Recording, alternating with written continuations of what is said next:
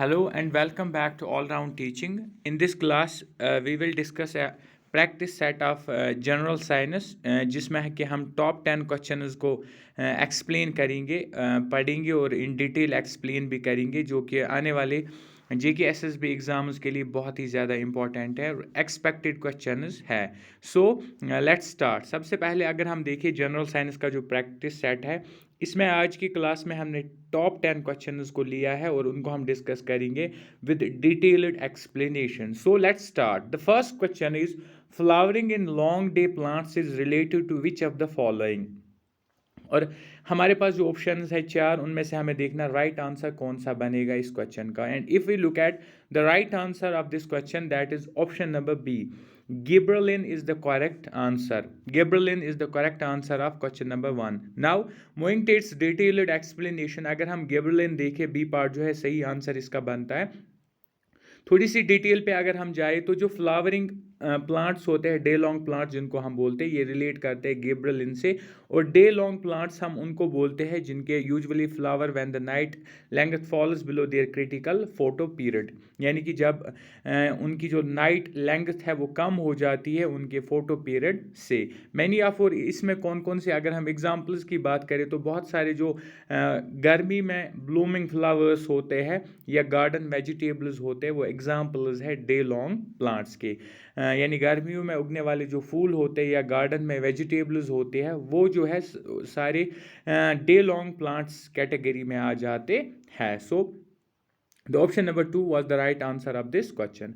Moving to question number 2, अगर हम question number 2 की बात करें तो question number 2 जो हमारे पास है वो है the cultivation of which of the plants on wetlands has the potential to generate biofuel in large quantities. इनमें से कौन सा प्लांट ऐसा है जो हम वेटलैंड्स पे कल्टिवेट कर सकते हैं और उसके अंदर पोटेंशियल है बहुत सारा बायोफ्यूल जो है जनरेट करने का।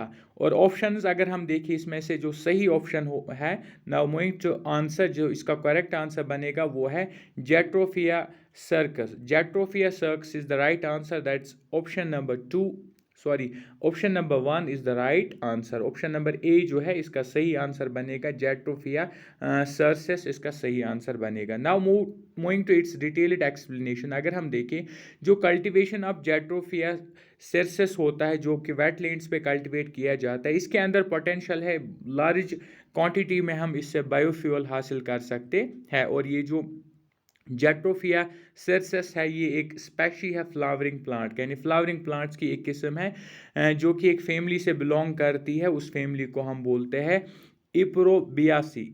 इप्रोबियासी फैमिली से बिलोंग करता है ये प्लांट और ये नेटिव है अफ्रीकन ट्रॉपिक्स, यानी कि ये जो प्लांट है ये पाया जाता है अफ्रीकन ट्रॉपिक्स में।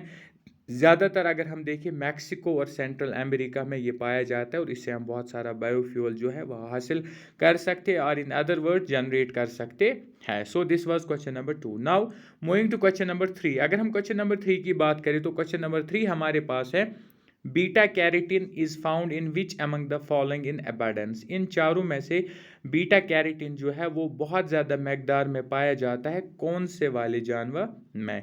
तो इसका जो सही आंसर है that's option number B, reptiles is the right answer. Reptiles में बहुत मकदार में जो है बीटा कैरोटीन पाया जाता है। So reptiles option number B is the right answer. Now moving to its detailed explanation, अगर हम एक्सप्लेनेशन की बात करें, जो बीटा कैरोटीन होता है ये रेप्टाइल्स में पाया जाता है बहुत मकदार में। ये जो बीटा है इस तरह से भी हम लिख सकते हैं, बीटा कैरोटीन इसको बोला जाता है। ये मेंबर है एक स्ट्रक्चर प्रोटीन फैमिली से ये बिलोंग करता है और इसको पाया जाता है epidermis of reptiles and birds, यानी जो बर्ड्स होते हैं या रेप्टाइल्स होते हैं उनके एपिडर्मिस में इसको पाया जाता है। So this was question number 3। Now moving to question number 4, अगर हम आज के क्वेश्चन नंबर 4 की बात करें तो क्वेश्चन नंबर 4 हमारे पास है which of the following is incorrect about satellite. Satellite के बारे में इन चार में से 3 जो है वो सही है, एक जो है वो गलत है। हमें फाइंड आउट करना है इनकरेक्ट वन, इनमें से हमें इस गलत को बाहर निकालना है। और अगर हम रॉन्ग आंसर की बात करें तो वो है इट सफर्स एन एक्सेलरेशन। इस वाले क्वेश्चन के राइट आंसर की बात करें तो सी वाला जो ऑप्शन है वो राइट आंसर बनेगा, इट सफर्स एन एक्सेलरेशन।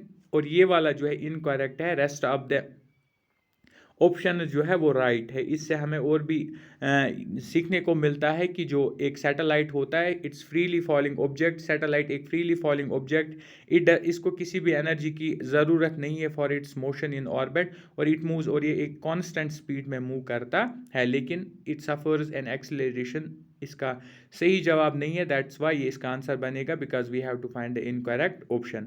और अगर हम इसके डिटेल्ड एक्सप्लेनेशन की बात करें तो एक सैटेलाइट फ्रीली, जैसे कि अभी हमने डिस्कस किया, एक फ्रीली फॉलिंग ऑब्जेक्ट होता है, इसको एनर्जी की ज़रूरत नहीं है मोशन के लिए, और इसकी जो स्पीड होती है वो हमेशा कांस्टेंट होती है। So this was question number 4। Now moving to question number 5। अगर हम क्वेश्चन नंबर 5 की बात करें तो क्वेश्चन नंबर 5 कह रहा है, what is the stress known as when there is a relative displacement between various layers of solids? जब सॉलिड्स के डिफरेंट लेयर्स के दरमियान एक रिलेटिव डिस्प्लेसमेंट आता है तो उस स्ट्रेस को हम क्या बोलते हैं? टेंजनल बोलते हैं, लीनियर बोलते हैं, लैटरनल बोलते हैं, लॉन्गिट्यूडनल बोलते हैं। And the correct answer is tangential. इस वाले डिस्प्लेसमेंट, इस वाले स्ट्रेस को हम टेंजनल बोलते हैं। टेंजनल स्ट्रेस इसको बोला जाता है। और अगर हम डिटेल्ड एक्सप्लेनेशन की बात करें, tangential is the right answer, option number 1। Detailed explanation की बात करें तो जब सक्सेसिव लेयर्स ऑफ सॉलिड जो होते, किसी भी सॉलिड चीज़ के जो सक्सेसिव लेयर्स होते, जब वो एक दूसरे से दूर जाते हैं, मूव करते हैं, उसी को हम रिलेटिव डिस्प्लेसमेंट बोलते हैं। और जब इन वेरियस लेयर्स के दरमियान डिस्प्लेसमेंट आता है, रिलेटिव डिस्प्लेसमेंट आता है, वो जो स्ट्रेस वहाँ पे क्रिएट होता है या प्रोड्यूस होता है, उसको हम टेंजनल स्ट्रेस बोलते हैं। So this was question number 5। Question number 6 की बात करें तो क्वेश्चन नंबर 6 क्या कह रहा है, which of the following is equal to the upthrust of body? Upthrust of body के बराबर कौन सी चीज इनमें से होती है? Mass of body, weight of liquid, weight of liquid, displaced या डेंसिटी ऑफ लिक्विड। और अगर हम करेक्ट आंसर की बात करें, the correct answer is weight of liquid displacement. Option number C is the right answer, weight of liquid displaced is the right answer. So option number 3 is the right answer, weight of liquid displaced. Now अगर हम इसके detailed explanation की बात करें तो आर्चिमेड्स principal कहता है, according to आर्चिमेड्स principal, जब एक बॉडी इमर्स होती है पार्शियली, आधी या कंप्लीटली एक लिक्विड फॉर्म में आ जाती है, तो इट एक्सपीरियंस एंड अपथर्स्ट। इसमें क्या हो जाता है, इसमें एक अपथर्स्ट आ जाता है, और ये अपथर्स्ट हमेशा बराबर होता है इस weight of the liquid displaced by the body. ये जो लिक्विड इस बॉडी से डिस्प्लेस हुआ, उसका जो वेट होता है, इसी के बराबर वो हमेशा होता है।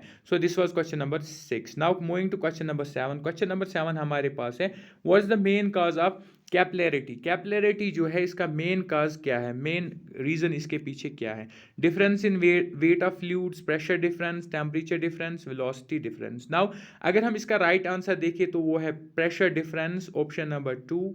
Option number B is the right answer. इसका जो सही जवाब बनेगा वो बनेगा प्रेशर डिफरेंस। अगर एक्सप्लेनेशन की बात करें, जो कैपिलरिटी का मेन काज होता है, जैसा कि अभी हमने पढ़ा, वो है difference in pressure on two sides, यानी दोनों साइड्स के बीच में जब एक डिफरेंस आ जाता है, प्रेशर का डिफरेंस कॉनकेव एंड कन्वेक्स में, तो उसको हम बोलते हैं कैपिलरिटी। काज ऑफ कैपिलरिटी वही बनता है जो कि आता है curved surface of a liquid पे, ये जो है ये प्रेशर डिफरेंस आ जाता है। This was question number 7। अगर हम क्वेश्चन नंबर 8 की बात करें तो क्वेश्चन नंबर 8 है हमारे पास, what's the shape of meniscus when angle of contact is greater than 90? जब एंगल ऑफ कांटेक्ट 90 डिग्री से ज़्यादा होता है तो जो शेप बनती है मेनिस्कस की, वो क्या होती है, किस तरह की होती है? कनकेव होती है, कन्वेक्स होती है, प्लेन होती है, या इनमें से कोई नहीं होती? तो correct option is option number B जो है सही आंसर बनेगा इसका। कन्वेक्स जो है इसकी शेप बनती है, कन्वेक्स शेप इसकी होती है। और अगर हम इसकी एक्सप्लेनेशन पे जाए तो एक्सप्लेनेशन इस तरह से है, जब एंगल ऑफ कांटेक्ट 90 डिग्री से ज़्यादा होता है, जो मेनिस्कस की शेप बनती है वो बनती है कन्वेक्स, और जो when the angle of contact, और जब एंगल ऑफ कांटेक्ट 90 डिग्री से कम होता है, यानी लेस देन 90 डिग्री होता है, और जो शेप बनती है मेनिस्कस की, जो शेप बनती है वो कनकेव होती है। दैट मीन्स मोर देन 90 जब होता है शेप बनती है कन्वेक्स, और लेस देन 90 जब होता है तो शेप बनती है कनकेव। और जब angle of contact equal to 90 degree होता है, यानी जब बराबर 90 डिग्री होता है, तो जो मेनिस्कस की शेप होती है वो प्लेन होती है। सो इसमें हमने सारे इसके हिस्से, सारे इसके पार्ट्स को डिफाइन किया, एक्सप्लेन किया, और इनमें से कोई भी क्वेश्चन बन सकता है। नाउ मूविंग अहेड, अगर हम क्वेश्चन नंबर 9 की बात करें, क्वेश्चन नंबर 9 है हमारे पास, which is which is correct about the height of a capillary column of a liquid at a particular temperature as per Durin's law. Durin की law के हिसाब से एक पर्टिकुलर टेम्परेचर पे जो है कॉलम ऑफ लिक्विड कैपिलरी का जो होता है उसकी हाइट क्या होती है, equal to the diameter of the tube, directly proportional to the diameter of the tube, inversely proportional to the diameter of the tube, और half of the diameter of the tube, and the right answer is C. इसका जो सही answer बनेगा वो बनेगा part C, option number C is the right answer, जो कि है inversely proportional to the diameter of the tube. Now अगर हम इसकी एक्सप्लेनेशन थोड़ी सी देखें तो जो जोरेन्स लॉ होता है, जोरेन्स लॉ कहता है जो height of capillary column of a liquid है एक पर्टिकुलर टेम्परेचर में, वो हमेशा इनवर्सली प्रोपोर्शनल होता है diameter of the tube, tube के डायमीटर के साथ वो हमेशा इनवर्सली प्रोपोर्शनल होता है। This was question number 9। Now moving to वो last question, that's question number 10 की बात करें तो क्वेश्चन नंबर 10 है हमारे पास, which of the following is the phenomena responsible for the trade winds. जो ट्रेड विंड्स आती है उसके लिए कौन सी फिनोमिना रेस्पॉन्सिबल है, इनमें से कन्वेक्शन है, कंडक्शन है, रेडिएशन है, या इनमें से कोई नहीं। And correct answer is convection. इसका जो सही आंसर बनेगा वो बनेगा option number A, convection is the right answer, is the phenomena behind the trade winds. अगर हम इसके एक्सप्लेनेशन की बात करें तो एक्सप्लेनेशन इस तरह से है, जो ट्रेड विंड होती है ये स्टेडी सरफेस विंड होती है जो ज़मीन के ऊपर चलती है, ज़मीन के ऊपर जो ब्लो होने वाली स्टेडी सरफेस विंड है जिसको हम ट्रेड विंड बोलते हैं, ये होती है। ये ट्रेड विंड आती है from north east towards the equator, north east की तरफ से ये चलती है, नॉर्थ ईस्ट की तरफ से ये चलती है और आती है कहाँ की तरफ, इक्वेटर की तरफ आती है ये विंड, जिसको ट्रेड विंड बोलते हैं। और ये एग्जाम्पल है नेचुरल कन्वेक्शन की, कन्वेंशन नेचुरल कन्वेक्शन की एग्जाम्पल है, इसलिए इसका जो आंसर है वो बनेगा convention, optional number A is the right answer. So these were the top 10 questions of general science with detailed explanation which are very important for all upcoming JK SSB. So इस video को आप ज़रूर देखिए और पूरा देखिए, क्योंकि इसमें हर एक क्वेश्चन जो हमने डिस्कस किया बहुत ही ज़्यादा इंपॉर्टेंट आने वाले हर एक एग्ज़ाम के लिए। सो इसके अलावा अगर हम बात करें बाकी जितने भी सिलेबस के पोर्शन बनते हैं JK SSB के एग्ज़ाम्स में, चाहे फीमेल सुपरवाइज़र की बात करें, पटवारी, जूनियर असिस्टेंट, बाकी एग्ज़ाम्स की बात करें 10th एंड ग्रेजुएट लेवल, जितने भी ये एग्ज़ाम्स हैं इनका जो कॉमन सिलेबस है हर एक पे हम प्रैक्टिस सेट ला रहे हैं ताकि आप एग्ज़ाम के लिए अच्छे से अपने आप को तैयार कर पाओ। बहुत ही इंपॉर्टेंट क्वेश्चन ला रहे हैं हम विद डिटेल्ड एक्सप्लेनेशन। सो और इसके अलावा अगर आपने अभी तक ऑलराउंड टीचिंग को सब्सक्राइब नहीं किया है तो डू सब्सक्राइब ऑलराउंड टीचिंग, ताकि आने वाली हर एक कॉम्पिटिटिव एग्ज़ाम की अपडेट आप तक सबसे पहले पहुंचे और आने वाला हर एक इंपॉर्टेंट वीडियो आप सबसे पहले देख पाओ और अपने आप को इन एग्जाम्स के लिए प्रिपेयर कर पाओ। So this was all for today, do subscribe allround teaching, like and share also. Thank you, thanks a lot.